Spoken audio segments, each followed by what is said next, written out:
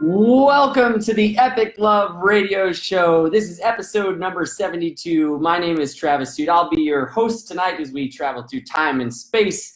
And we are bringing you inspiring stories of love through action. Keep promoting the positive out there. We have an incredible story tonight. Jarod Jacobs is here in studio with his guest, Jermaine Leonard. And we are so excited to have them here as part of the Epic Love family. And we will be diving deep soon into his incredible story. He is a worldwide known speaker with over 150 speaking engagements, 6+ web interviews, featured in 2 movies, best-selling authors' books, and over 20,000 views on Facebook, which is amazing. And his story is amazing too. So please stick around and welcome Jarod and Jermaine to the show. Thanks for being here. Very good. Thanks for having us here. Absolutely. Do you want to, Jermaine, tell her story for a while? Let Jermaine chat. Okay, I'm really happy to be here tonight because I'd like to introduce Jarod to you. I had the great good fortune of meeting him in 1999, and at that time, he was my manager at a job, and 2 weeks later, my husband of 20 years got a diagnosis of liver cancer. Well, when I was in the doctor's office, you should have seen me. I mean, I was crying. I was really all upset. But my real big concern was, did I have enough medical insurance to handle what we were going to face? Because my insurance was dependent upon how many sales I had made per month. And because I wasn't capable of really promoting myself during that time, my sales were down.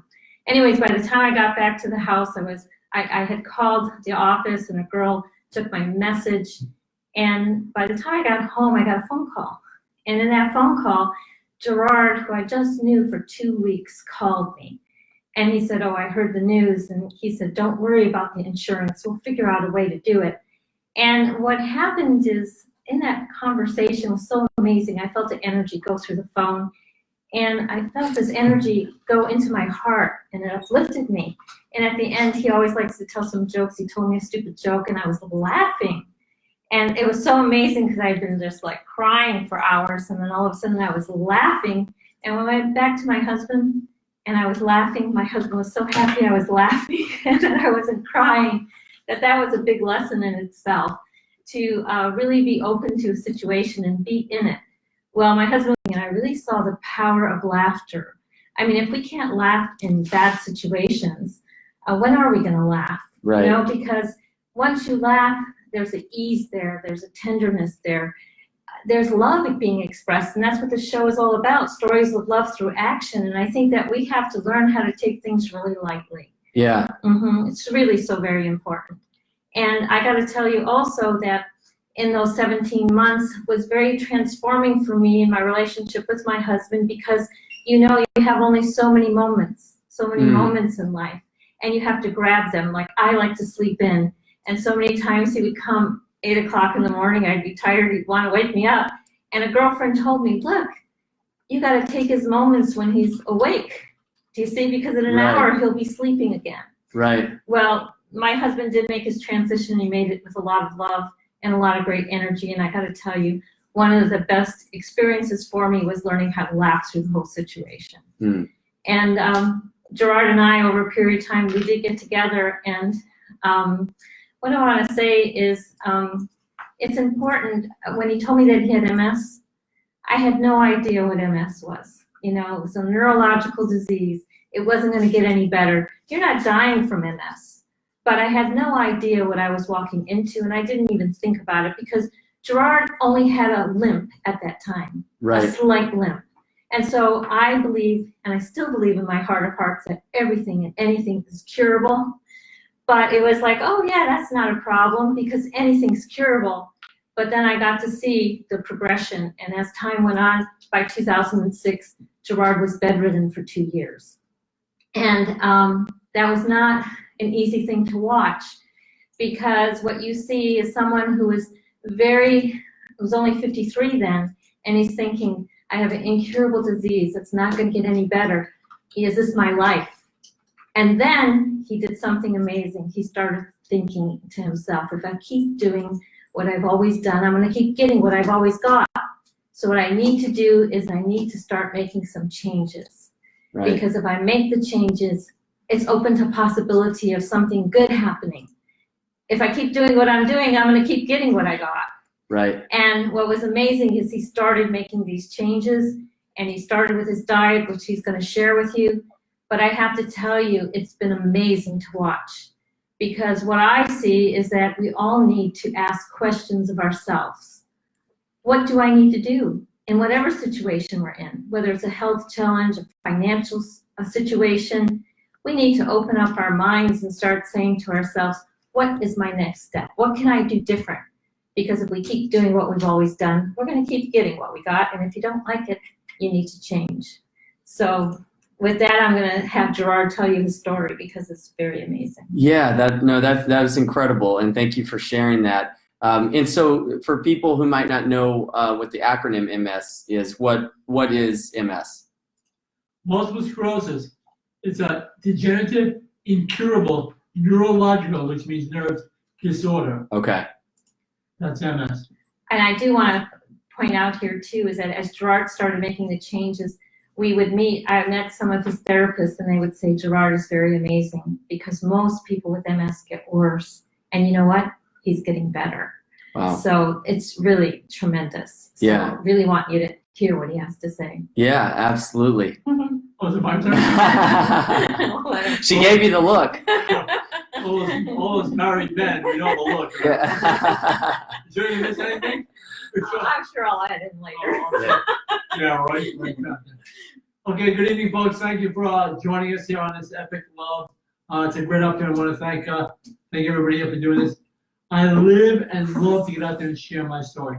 It's why I'm here. I'll get into that in a moment, but I should have been dead years ago. The fact I'm still alive can mean only one thing: to make a difference, to share and inspire other people. While I'm talking here, while I'm doing this right now, grab a pen and paper. The information I'm going to give you has been life-transforming, life-saving for me. Please feel free to write down what I have to say. It's with no arrogance or pompousness, but I say to you, what I'm going to share with you is really important. Why? 'Cause I've lived it. I'll be taking notes. You know, I am ready. feel free to take some notes there, okay? I'm going to start my presentation off with you today by talking about 3 miracles, okay? The first miracle is this. First miracle is that I'm 62 years old.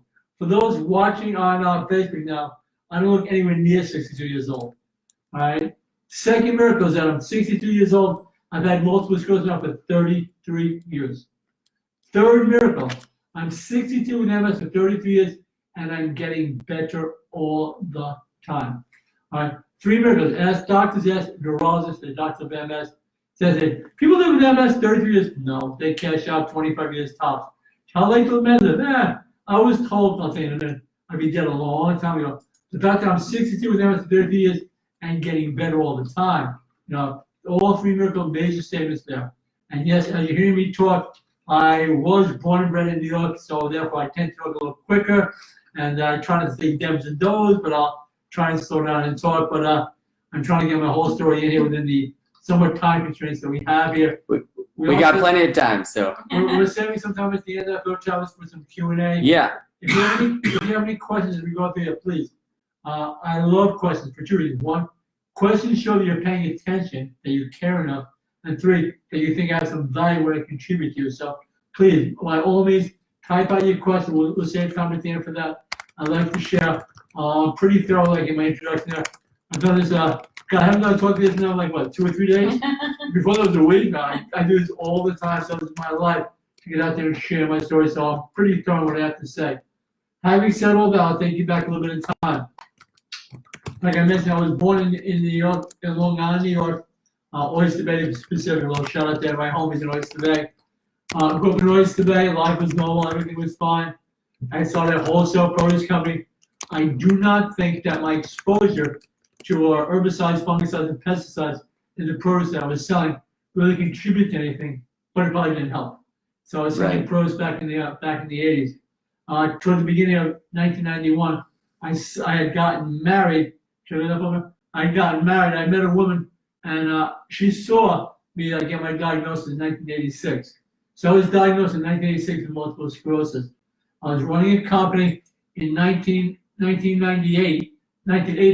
I got married, and a few years later we decided to sell the company that I started and restart my life down here in South Florida. The actual question was, she asked me, do you think I said, people live in Florida. She said, we'd come down a lot to visit my mother and my grandmother in Florida. She said, you think we would live in Florida? I said, sure. She said, when? I said, like everybody else, when I retire. And she said, well, I said, what if I don't live that long? She said, you want to leave there now? I said, let's go there now. She said, well, you have a nice company. I said, I'll sell the company, went out to South Florida. So then we were married for 3 years, moved down to Florida at the very beginning of 1992. Came down to Florida and got set up in Boca Raton. Life was okay. We wanted to start a family, but we weren't blessed with kids straight away. That took a few years. But life was okay in Florida, getting going and being down here with all the family down here. Oh, by the way, family, okay. I am Jewish, but I don't practice, so Happy New Year to all my Jewish mishpacha, which of course means family. Okay, in Yiddish. So Happy New Year to everybody there. L'shana Tova, again in Hebrew. So I was down here visiting with family all the time. We moved down to Boca Raton, Florida. Imagine that. A New York Jew moving to Boca Raton, Florida. What about people? So, well, it's a 6 borough now. It really is true. Living in Boca Raton, life was okay. I'm a salesman by trade, so finding the sales job was not particularly difficult for me. Being a speaker, obviously, having a gift of gab is not a real chance for me to be a salesman either. So, did sales jobs, that was okay. Finally, we're blessed with boy-girl twins in 1997. My health is okay. Over that period of time, the MS was totally asymptomatic. I developed a slight limp, but I did not go for the conventional medicines that they suggested I have. For that matter, I did not see any doctors. The atypical theory about MS is that when you get diagnosed with multiple sclerosis, once you have what they call an attack or an exacerbation, right? I had no such problem with that at all, no medication, nothing at all. I had the kids in 1997, things were good. The kids were fine, but around 2000, the marriage didn't do so good. So I got divorced in 2000 and went out on my own. And I was already, as Jermaine had mentioned, I was already in a relationship with her. And as though I'm off by just a couple of months, not a year, her husband died and my marriage died right around the same time frame there. So it worked out fine. We already knew each other, so we got together then. 2000, that's what happened then. Life went on. I went from job to job to job. As it turned out, that people with multiple sclerosis, that's quite normal. I don't have such a problem with it, but they told me that concentrating and focusing and working hard at one task is rather different. It's kind of, has something to do with the neurological connections in your brain.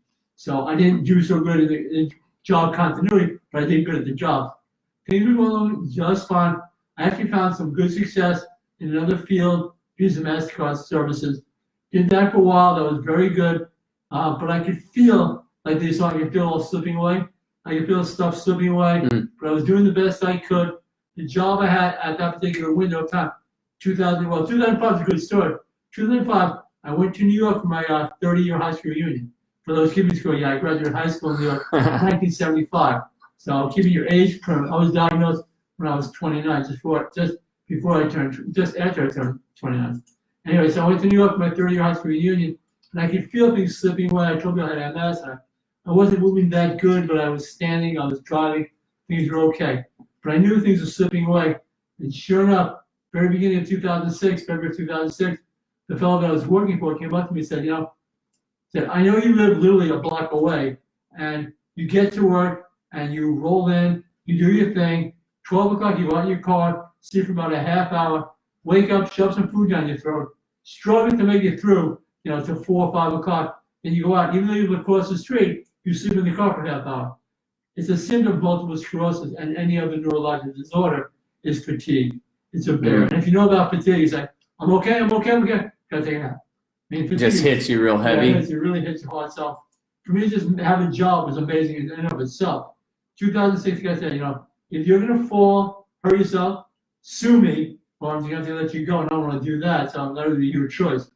So I ended up leaving that job in February of 2006, and it fit right to the time frame of multiple sclerosis being degenerative. That May of 2006 would be exactly 20 years into my diagnosis. So I like to say I made it just shy, 3 months shy of a 20-year thing before the stuff, shall we say, respectively, hit the fan, and I really couldn't work anymore. So 2006, February 2006, my first cousin, was in a relationship with a woman whose brother was a neurologist in Boca Raton. I had met at many family gatherings, and of course, a neurologist is the doctor of choice for people with multiple sclerosis. So I already knew the guy. So when I couldn't work anymore, I went to see him. This is a part of my talk where I like to impress upon people that I did go the conventional Western way. Meaning, I saw a regular conventional neurologist who said, okay, great, I recommend you try this MS drug. And But by that time, you already had gone from a cane to a walker. well, we'll get to that part. Okay, good. Mhm. I was the stuff hit the fan pretty hard, and I tried this conventional MS drug, and that stuff didn't work for me. For those who can keep me score, it happened to be cold. It happened to be beta seron, and the side effect of beta seron is really bad fatigue and flu-like symptoms. I mentioned that because the side effect of the drug was much worse than multiple sclerosis. So as the MS was getting worse, I tried one drug, and I tried another drug, and I tried another drug. And like Jermaine just mentioned, that in the course of from February 2006 to Christmas of 2006, in a less than 10-month period, 8-month period, I went limp, cane, walker, scooter. Wow. That progression, I mean, I had a great 20-year run, things were okay, but when it happened really hard and really fast. I tried 3 different MS drugs, and then in and around May of 2007, the neurologist said the best thing the doctor ever said to me. I recommend you don't take these drugs. These don't seem to work for you. So thank you, doctor, very much. So I didn't take any of these MS drugs, and then, like Jane had mentioned earlier, that I had these drugs, and the MS was getting bad, but I had to find a way to do something. I forget about it. So I literally laid in bed a whole hunk of 2008, 2009, doing a whole lot of nothing, sitting there watching the silly thing go round and round, saying, oh, great, I have beautiful boy, girl twins. Well, at that point, we're 9 years old, 8, 9 years old. Oh, man. And I really didn't want my kids to feel pity or sorry for their father. I want them to have a relationship with me. I mentioned this also as part of inspiration and motivation for your brain is this. People will always do more for people they really care about than they will do for themselves.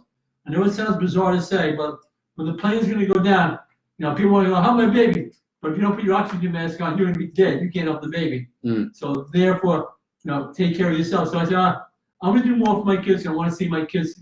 I'd like to eventually go, 20 years out with my dancing, walking my daughter down the aisle.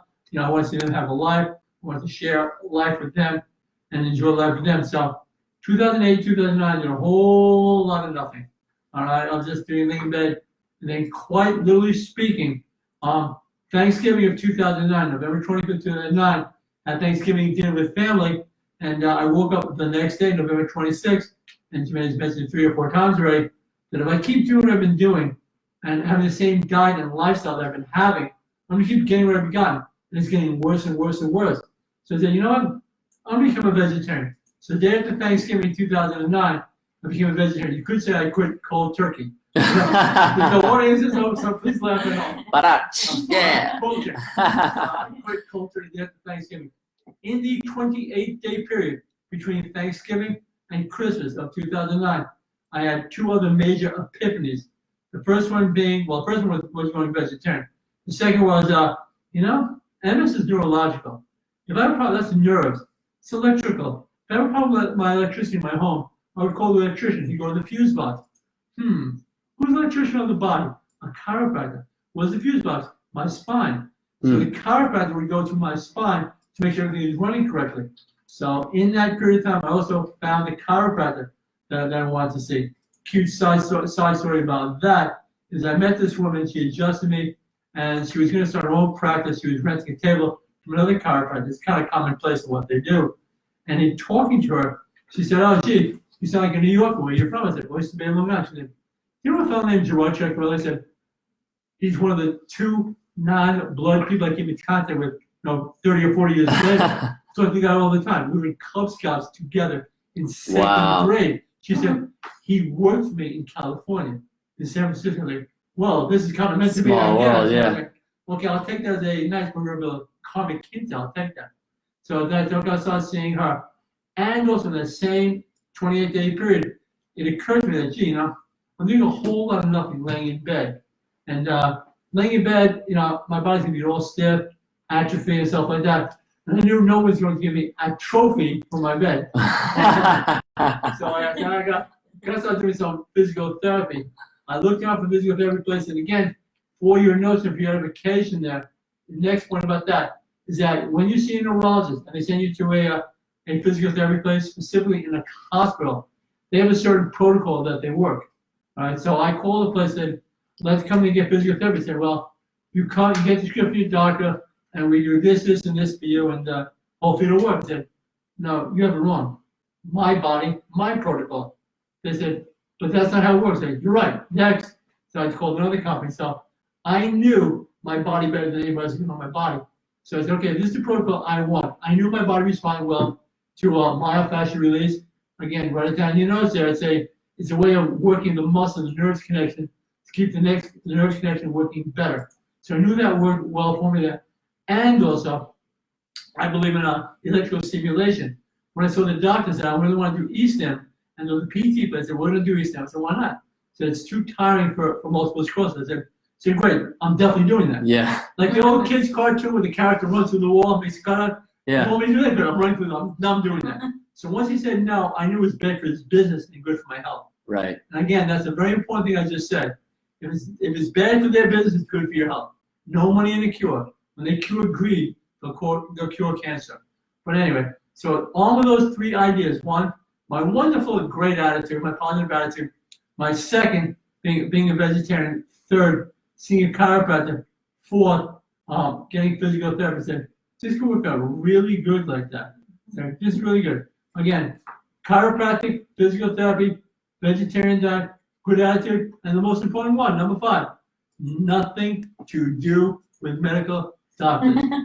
Now, Jarod, also, when you did go to the chiropractor, you couldn't even weight bear, right? No, And how long did it take for her to get you up on your feet? less than 2 months. Mm-hmm. Wow. Which was really amazing. You know, it's like that. And it's very important to realize that, you know, the power of positive thinking, that once I let my body and my subconscious know that I'm taking this stuff anymore, that the phoenix is going to rise, and I'm going to get out of bed and start doing stuff there. So my body's like, okay, rain playing here. You know, no more doctors, no more, my brain knew that doctors were poison. It took me 2 years to get that crap out of my body. I need crap, you know. I like to call them HARM, pharmaceuticals. Well, you know what? The other thing I want to mention here, too, about him moving is that when he wanted to move, he had to think of a way, how's he going to do it? Well, he started thinking about going in the water. And I want to tell you at the beginning, when he would go to, like, the YMCA, I would go with him. I'd have to help him change his clothes. We'd put him on a chair, put him in the water.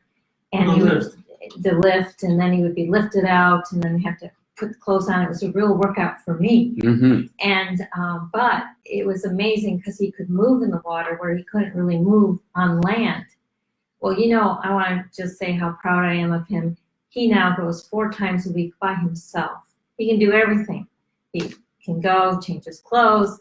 There's a bar there. He walks into the water. People are amazed when he gets up off his scooter. He goes, does his routine. He comes out. He comes home. It's so amazing because when you realize that so much freedom has been taken away from you by just having to be still in bed, right? Right. And now you start moving. And then first you got to have all this assistance to move, right? Right. And now you can do it independently on your own. You know, this is a big win. This is independence. It's a huge win. This yeah. is just like, you know, a wonderful thing. And that's why we're saying you really have to start thinking outside the box. Anything for your nose I want to write down. Like I said, that these all thoughts occurred to me, that the most important thought about it was 10 2-letter words. I request you write these down, please, okay? If it is to be, it is up to me. If you missed it, I'll say it again. If it is to be, it is up to me.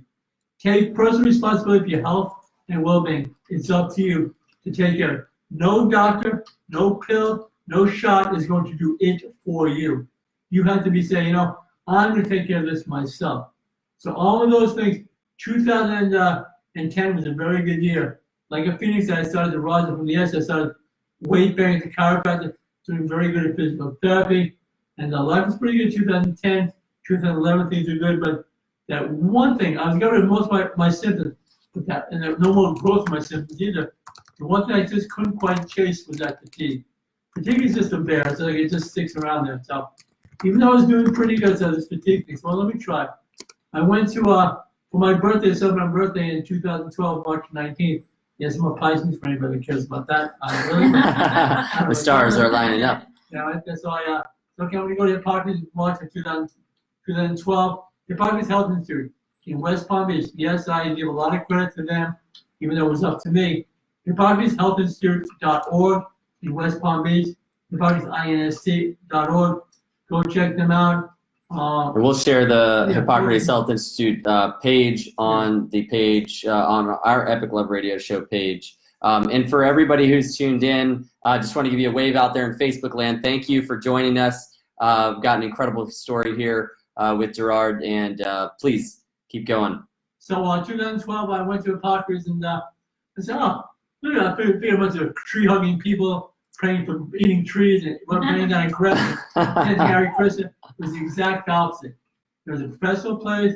Their place is set in 58 acres. It's like the rainforest. It's beautiful down there. Very professional place. Real doctors, people in shirts and ties, stuff like that. It's a resort. I went there for dinner on my birthday celebrate. So it's a beautiful display of lush, beautiful, multicolored display of food. I said, excuse me, what kind of food is it? I said, it's vegan food. I said, vegan, I got this. I'm already vegetarian. I said, no, you don't. So what do you mean? I said, well, whereas all vegetarians are vegans, all vegans are not, no, we're vegetarian. Meaning, we don't, you're a vegetarian. Do you have eggs? Sure. You don't eat eggs. You have milk? You have milk. How about you? You have that.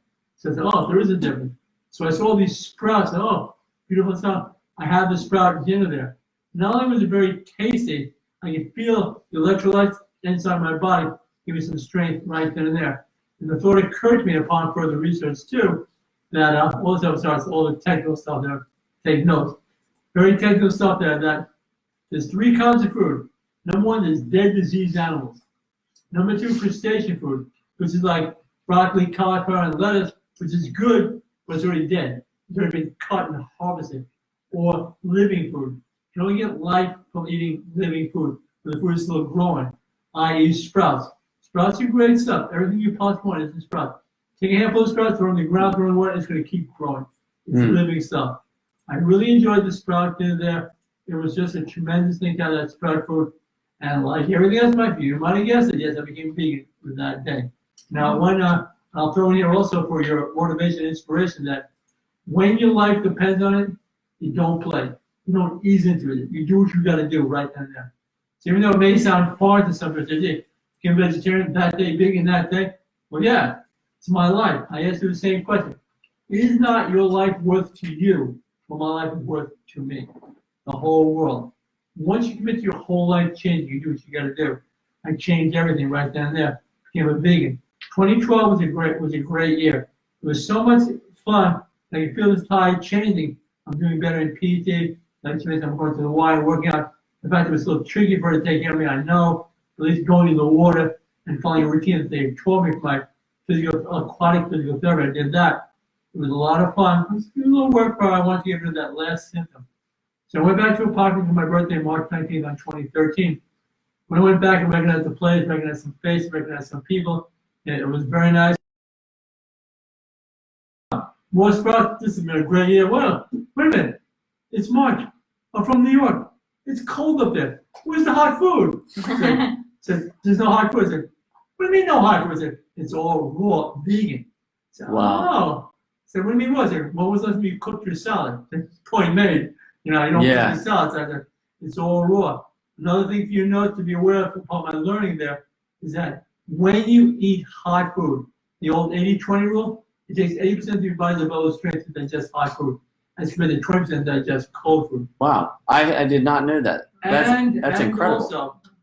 Also, that when you cook any food at all over 112 degrees Fahrenheit, it kills all the digestive enzymes. And there's one thing your body really needs is digestive enzymes to digest your food. Not just to digest it, help it to assimilate into your cells so your body can use it to live your life. So that was a big turning point. At this point in the little chat, it's made like a great story I'd like to tell. So there I am every day eating my sprouts. Now tell him how that day he went raw vegan. And 12 days later, 12 days later, sometimes So I went raw vegan on that day, March 19, 2013. And literally the next day, I could feel everything. It was amazing. My strength is back. I feel great. The brain fog, MS symptom, has been lifted. I feel very clear. I'm feeling very good. 12 days later, March 31st, 2013. 13 days later, April 1st, not April Fool's joke. It's a real thing. March 31st of 2013, I was in my pattern of life going to physical therapy. My pattern of physical therapy was she stretched me out, do a little protocol that way, Eastern, whatever. And with a cane or assistant, I'd walk around the place at 60 or 100 feet like that. And that was my routine. So I turned to her and I said, it's about time I walked. And I'd like to tell this part of the story because you maybe can't see me. It's the only reason I can tell this part of the story without crying. But anyway. So I turned and said, it's about time I walked. He's always right. He's such a cut up. Always goofing around. You just got done walking. I said, yeah, but it's about time I walked by myself. I said, well, you've been nothing to remember since you got here 6, 7 years ago. So you have to sit down, catch your breath, and see what you want to do. So I sat down, pushed my cane aside, took a deep breath, and said, okay, like I'm doing right now, taking a breath. For the first time, I stood up and walked totally unassisted, 20 feet all by myself. It's quite a powerful thing to do, the unexpected like that. Here I am, I'm crying my eyes out. She said, have you had enough? I said, I can't see, I'm crying too hard. When you hit an impossible goal like that, at that point I've been told already for like 25 years, you're never going to walk again. Yeah. With a goal like that, say, wow, I did. I've come this far, but not all the way back, Charlie, but I'm actually walking again. It was just amazing to do that. So it was very powerful to do the impossible at that point. Congratulations. That's a quick sidebar. That was 2013. In the last 6 years, I'm now over 200 feet walking independently by myself. Tell them what happened though after 12 days about your fatigue. Oh, well, the whole part of that, from beginning from walking for the first time independently, is that the last time I ever said the fatigue disappeared. It's been gone now for 6 years. It's just, I have no more fatigue. It's like amazing. I don't know where it went, but combined, I don't care what you said. He can go from early morning to late at night. He doesn't need a nap. Whereas before, he'd get up, have breakfast, have to take a nap. If he had 1 or 2 hours a day where he was active, that was a good day. So it's amazing. He can start his day just like anybody else and go through the whole day. And do you think that fatigue was directly related to your diet? No doubt in my mind. Yeah. The difference going from vegetarian to vegan, sprout-based diet, and going cold food, huge difference. Like I said, my body can digest the food that it needed in the similar. Like I'm not just living, just so I can eat. Like, oh, let's go, have a good time. Yeah. Now I'm eating to live. So my food is my life. Getting the life I need to go. The quick story that you may like to share is that I was going to the YMCA and they had a protocol there for Parkinson's. I just went for my basic exercise. So I was having my bowl of sprouts one afternoon at the class at the YMCA. An older woman that I walked by and said, oh, hi, said I. Said, you eat that every day? I said, I not only eat it every day, I eat it twice a day. I eat every day, twice a day, I eat 7 days a week. At this point, it's been, about 2 years now, all the time. So, that'd be really boring. I said, yeah, well, the problem is this. I said, you're living just to eat. I'm eating just to live. Big difference. Because that would still be really boring to the same thing all the time. I said, well, let me ask you a question. What? He said, how long are you married? I said, I'm married 42 years to the same man. I said, that's great. I'm a divorced man. I'm very happy for it. I know it takes a lot of work. But let me get this straight. You go to bed and wake up with the same man every night for the last 42 years? That sounds pretty boring to me. Look at she left her ass off. I get the choice. Hey, it's just a point of view. My point about living, I eat right, take care of myself. I do what I gotta do to get covered that. Yeah. I have a question. So just what would be an example of what you eat on a daily basis? Like morning, breakfast, dinner, snacks? Okay, that's a great question. Okay. At this point, I'll throw some good information in there, Travis. Again. Please feel free to go to Facebook and friend me on Facebook, Jarod.Jacobs, Boca Raton, or just Jarod. There's only 2 or 3 of us there. You can put it in Boca Raton. Next thing is feel free to email me, Jarod_Jacobs@comcast.net. And if you go to Facebook, you can find my cell phone, happily return the phone call. In answer to your question, okay, every single day, I will have some good old cereal. It's good. It's healthy. Start off every day with wheatgrass. Yeah, but before I have my wheatgrass, if you don't know what wheatgrass is, you gotta find out about wheatgrass. Wheatgrass is not juice; it's extracted. Wheatgrass is God's gift to people. as the director of Hippocrates says, miss a meal if you have to, don't miss your wheatgrass. Wheatgrass, you can get by in wheatgrass, no problem at all. Wheatgrass has everything in it. Use an extractor, not a juice. You squeeze the juice out of the wheatgrass. So every day outside with an ounce of wheatgrass, then I'll have, I take it, it's strong for some people. I'll take a sip, swish it around my mouth, take another sip, leave it under my tongue for like 30 or 40 seconds. A lot of good veins on your tongue to absorb stuff. So I start every day with my wheatgrass. Wheatgrass is one of those things that you put your finger in there, put it in your eyes, set a eye drop, and clear up your eyes really good. Wheatgrass want to get into your body. You know, if you're a man or woman, put it on your wrist, put it back of your neck, put it on the top of your thighs and your crotch, put anywhere that put it back of your knees, anywhere your veins be. Get the wheatgrass in your body. One quick story about that. Paul McCartney's second wife, not Linda, the other one, but a leg ripped off. The one on Dance with Us. When her leg was ripped off by a bus in England, they couldn't stop the bleeding. They wrapped her leg in gauze with wheatgrass. It immediately coagulated. That's right. Scabbed up. So wheatgrass, the woman that started Hippocrates in Boston and Wigmore, you know, has a great quote. You know, whatever you eat, either getting you closer to life or closer to death. Watch what you eat. So she was diagnosed with 4-stage cancer. She started a diet of wheatgrass.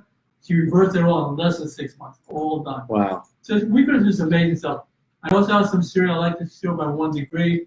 It's organic. Another good thing is I know a lot of stuff. Okay.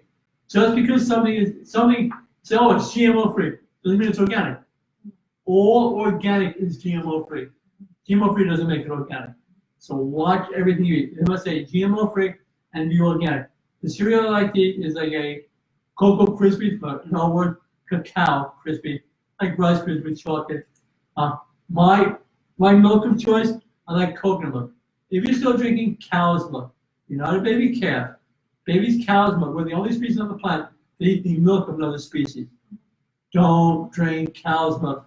Legal amount of blood and pus allowed in milk. Don't drink milk. Before you have your cereal, though, you have another juice. No, I'll do it later. Okay. I have my cereal, get going with that. In my cereal in the morning, I like to put a spoonful of flax seed. Flax is one of the things that is like X-lax, it's a laxative. By putting flax in my food, does my body just stream everything out there. I have my flax in my cereal in the morning. Then around 10 o'clock in the morning, again, I follow the exact protocol 7 years later from Hippocrates. About 10 o'clock in the morning, they're green juice. Green juice is very simple.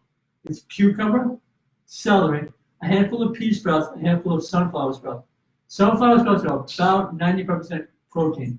People say, where do you get protein? That's where you get your protein. So pea sprouts also very good nutrition, a lot of good iron and stuff in there. So those two sprouts and the cucumber and celery, I have about 8 ounces at 10 o'clock in the morning of the green juice. That's kind of like a lifeblood thing. It's all part of the protocol at Hippocrates Health Institute there. I'll touch on that in a moment. And for lunchtime, my lunch is the same thing. A bowl of sprouts, sunflower sprouts, and pea sprouts. For my dressing, I use the greatest detoxant known to man. It's called a lemon. I put a half a lemon on my salad. By having half a lemon on my salad, it's a natural detoxant for my body.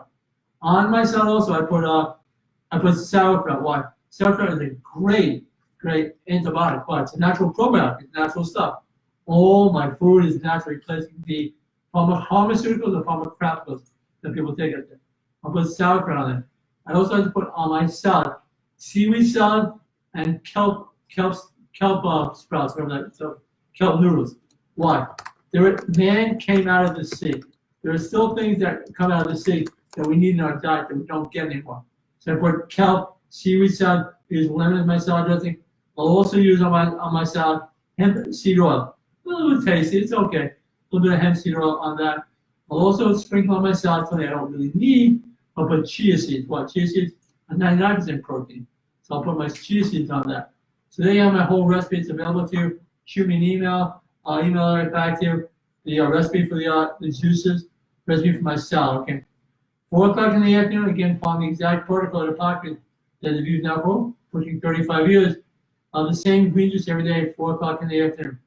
Wait about an hour till about 5 o'clock and have another ounce of wheatgrass. Wheatgrass is great stuff, 2 ounces a day, 8 o'clock in the morning, 5 o'clock in the afternoon, 6 o'clock in the evening, I'll have the same dinner. Bowl of sprouts, pea sprouts, sunflower sprouts, top with lemon, hemp seed oil, little sauerkraut out there. What about seaweed and kelp noodles in there. I do put a little bit of red onion in there.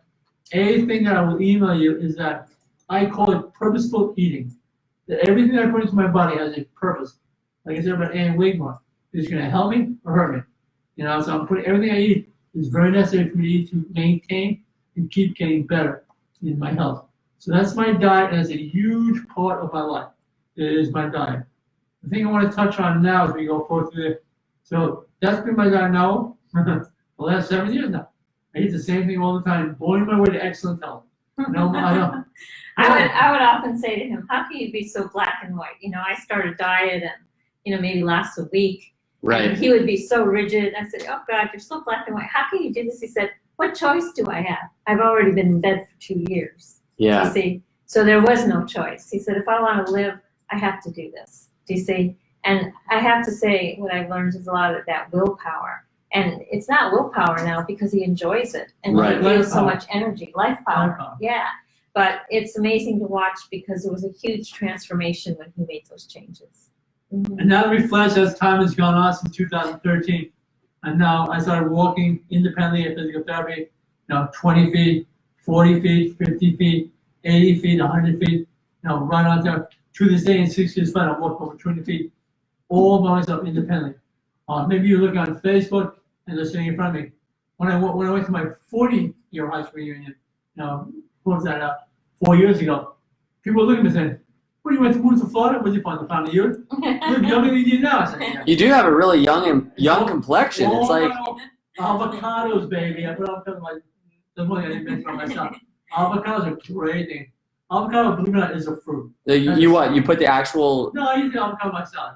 Oh, okay. I thought you were saying you put it on your face like a mask. Yeah, no, he forgot to put that ingredient. He does put avocados on his Avocados salad. are great. All my own hair. Yes, both my sisters have very thin hair. They both wear extensions. They drive them nuts. How do you get all the hair in the family? Don't believe the hype about hair and stuff like that. My father was bald. My mother was bald. It's a bunch of BS. My father was bald. Hair is carried on the mother's side. My mother had very thin hair. My grandfather, maternal grandfather, he was bald. It ain't about that. Just change your thinking, change your whole life. I started eating food. It's all my own hair. It all feels really good to get mistaken for someone much younger. I am 62. I get 45, 50 tops all the time. I feel 22, 32 years old. I feel tremendous all the time. People say to me that, so I'm like, no, I've seen you guys in 3 or 4 years. You look younger now. So why do you tell me that I look like crap? Same diet, you look better now. A unique thing about having a vegan diet is that you get younger. I can't explain it, but I'm living proof of that. You get younger. I feel great. Life right now is very simple. My life right now is a barrel of fun, meaning I'm enjoying myself all the time. An average weekend for me. I go to college. I'll give you this one, okay? I had physical therapy at home today, Wednesday. Tomorrow, Thursday, I'll have physical therapy at home. Thursday night, I'm going to a concert at the venue in Point Beach, Florida.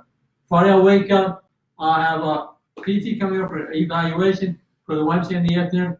Friday night, going to another concert. Saturday, wake up for the YMCA. Saturday night, going to a concert where I get up and dance. I like to make somebody go to the pool. I go to the YMCA. I go to the YMCA 4 days a week. And it freaks people out to me, get up and walk around the ones in the water there. I have a routine that I do. Go to another concert on Sunday night. I'll farewell at the Wellington Amphitheater. Go up there. That's not aberration. I go to concerts all the time. Last week we went to concert. Friday, Saturday, and Sunday. Took Monday night off. Last night, Jermaine went to a dinner party at a restaurant bar in Fort Lauderdale. Tonight I'm here. Tomorrow night I'll do concerts. So this is my life. He finds Yeah, I was gonna say I'm getting tired just thinking about that schedule. You definitely got more energy than I do, man. I have to say one thing too.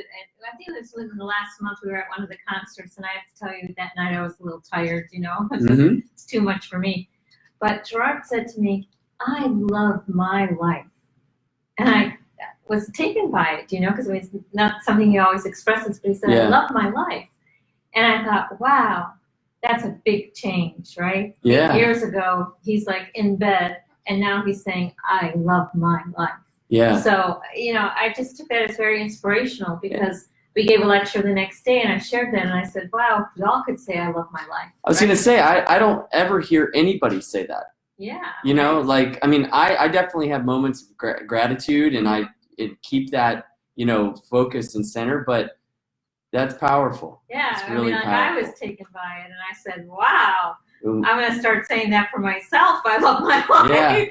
Yeah. We have a couple minutes left on the show. So. I'm not even religion or you believe in the higher power, okay? There's a great prayer you can say every single day. Ready? Thank you, thank you, thank you. I said every morning wake up, wow, still here, great. Thank you, thank you, thank you. Live your life with an attitude of gratitude. Just enjoy everything you do. It ain't guaranteed for nobody.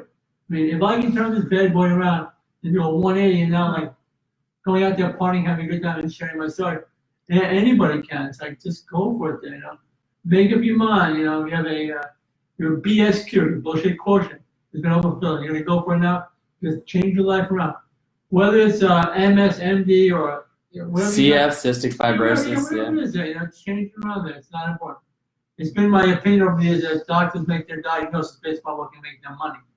Which came first, chicken or the egg? Which came first, the disease or the medication? They read the medication, this might work for this.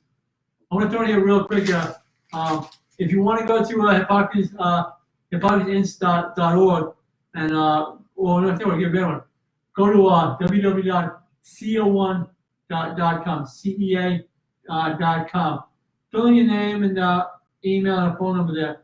In the comment section on the message part there, put that you heard me speaking on what's it called? Love what? Love what? What's it called? Pick love. Yeah. Okay. It's The Love Radio Show? Epic Love Radio Show. Yeah, Jarod on the love. Just put that down. Jarod on the love. It's a friend of mine, so I'll talk to you about give you a free consultation on the Hippocrates protocol. I'll give you a bunch here for free. She was nice to kind of coach you along with that. Well, are there questions for us? We've got quite a few people tuning in. We've got 1 minute left here on the show, so we're going to have to land the plane. But Jorge says very informative and inspirational. And we've got some great comments here. So thank you to everybody for tuning in out there. Jarod and Jermaine, you guys were amazing. And thank you for a wonderful night. And I'm inspired. And I believe you have inspired so many people out there with your story. Thank you, Bob. That's very important. That's what I want to hear every day. Yeah. It made waking up very good today. Absolutely. Purpose and my purpose. Thank you, Jorge, and everybody out there. Be inspired. Go for it. You got the power. Thank you. Ain't nobody can tell us that this is falling apart. Nikki said, thank you so much for sharing.